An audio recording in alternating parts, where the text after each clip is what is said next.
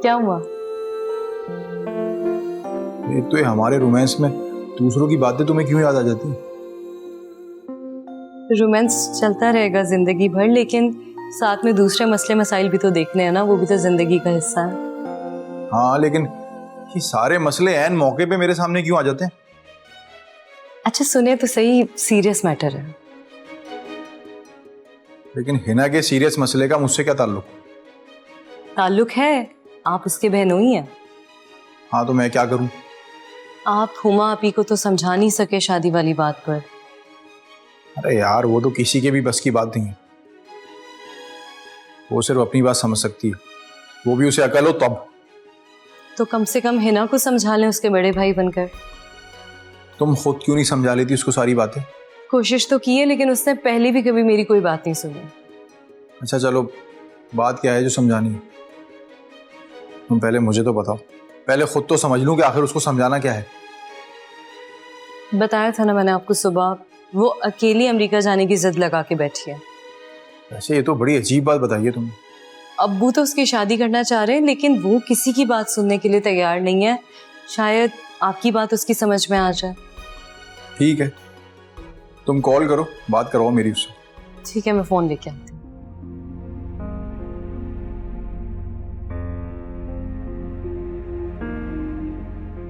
क्या यार, एक के बाद एक मसला, कहीं कोई सुकून चैन है ही नहीं। हर बंदा अपनी जिद पर अड़ा हुआ है। खैर, मैं कोशिश कर लेता हूँ। अब तो हिना मुझसे माफ़ी भी मांग चुकी है। शायद मेरी बात उसकी अकल में आ जाए और वो मान जाए। इस तरह हिजाब के सामने कुछ इज्जत भी रह जाएगी। सुने, कॉल मिला दिए मैंने।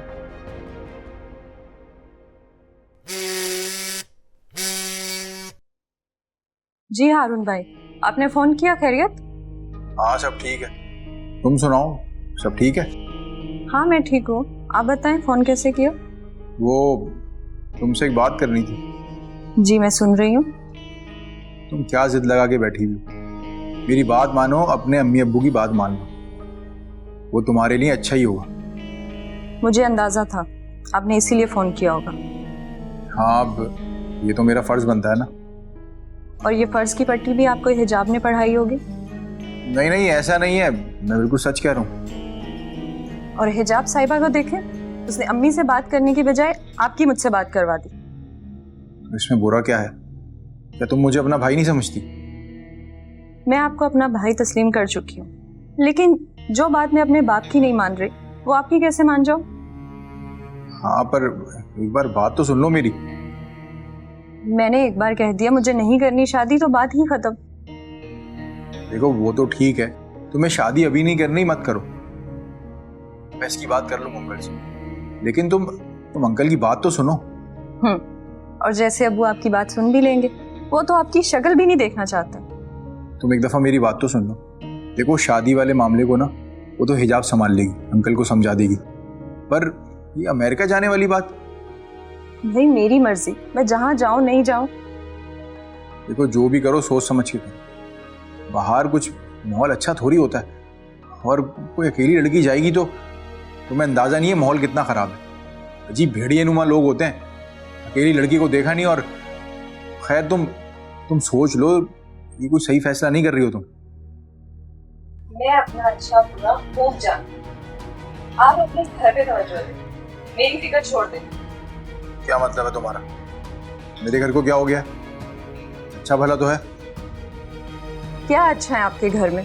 हिजाब के साथ क्या कुछ नहीं हो रहा, और आप अनजान बन रहे हैं? देखो, ये तो मेरे घर का अपना मामला है ना, वो भी अंदरूनी मामला है, और तुम तो मुल्क से बाहर जाने की बातें कर रही हो। जो भी है, आप पहले हिजाब का ख्याल रखें, उसको अपने घर वालों के जुल्म और गंदी जुबान से बचाएं। बाद में कोई और बात कीजिएगा। हिना, ये किससे बात कर रही थी? आपके दामाद से बात कर रही थी। हिजाब को देखते नहीं है उसके साथ क्या जुल्म हो रहा है, और मुझे समझाने चले थे। मैंने भी तबीयत साफ कर दी। हिना, तुम मुझे एक बात बताओ, ये हर किसी से लड़ती क्यों रखती हो? मैं ऐसी ही हूँ, और ऐसा ही होना चाहिए, ना कि दूसरों की बातों को सहता रहे। अल्लाह तुम्हारे हाल पर रहम करे।